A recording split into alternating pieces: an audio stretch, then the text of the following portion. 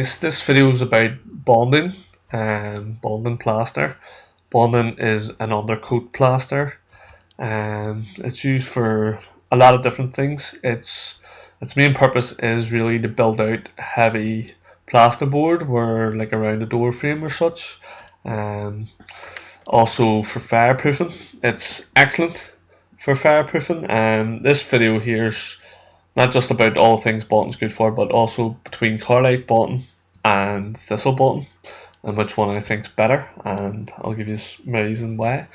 But yeah, so bonding is used. It's an undercoat plaster, and you put your top coat plaster on, your finish coat on top of it. But so that being said, that's what it is. Its uses are for building out areas, heavy areas, and fireproofing, such as steel beams, ceilings, insulating walls. It would be good for insulating some stud walls, guys. It does have vermiculite in it, which is a fireproof product. Plaster itself is fireproof, but bonding would be a lot more fireproof. Plasterboard's fireproof as well. Obviously, different grades of plasterboard is higher fire protection and heat resistant.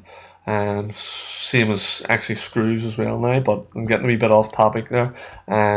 It's for another video. But so the bonding I like better between these two has to be Thistle bonding, and the reason for that is it sets most times for me within an hour.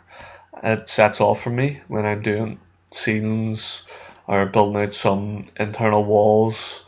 It normally sets within an hour, which is great because then I can get straight onto it and get it skimmed and get it finished. Whereas Carlite bonding takes up to 4 hours, which is absolutely ridiculous. And the fact that you don't want to be, if you're even doing a patch, you don't want to be waiting about all day for it to set so you can get the skim coat over. If you do skim bonding too quick, there is problems there to be had, such as blisters, sliding, it cracking, it not bonding properly to each other. So that's all to be thought of when you're doing these jobs, guys. So basically, yeah, I highly recommend Thistle over the Carlite. I think Carlite need to remake the product.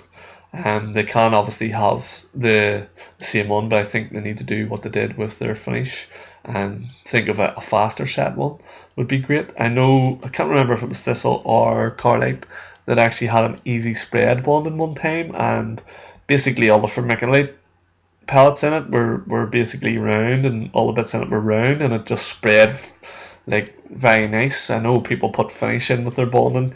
You're not actually supposed to do that, but people put finish in with their bonding to help it spread and coat easier and key easier, and also if finish is in it, it will set faster. But again, you're not supposed to do that. You're also not supposed to put cement in it. All by the book, guys. I try to do most of my plastering all by the book. I think it's the best way to go forward. Also, if problems do occur, at least you know you did it the right way and the way the bag tells you to do it. But yeah, I think I've more or less got it. But would bonding be my preferred undercoat? No, I would always prefer sand and cement. Not because you have to come back another day and get 2 jobs out of it, 2 days work out of it, but more the fact of it's stronger. I feel it's stronger. It'll hold a screw or nail better. Skirting, it'll hold a fixing better. But more for the properties that it has to deal with moisture. Bonding is terrible when it comes to moisture. Even long after it's set, it will absorb moisture like a sponge. Therefore, you should try and avoid at all costs reveals, window walls, bathrooms. But I can see why some jobs you have to use bonding over sand and cement. You can't. Well, personally, I wouldn't prefer to skim a bit of sand and cement over an old skimmed wall, because to me it just will not bond. You'd be better using bonding. It would stick better. But yeah, guys, so Thistle bonding over Carlite bonding for me. But obviously, if you're using the Carlite, if that's what you're stuck with getting, then yeah, sorry for that. But yeah, guys, I think that's pretty much my thoughts on them 2 products. So Hope that helps anybody and answers a few of them questions, guys. Thanks for watching.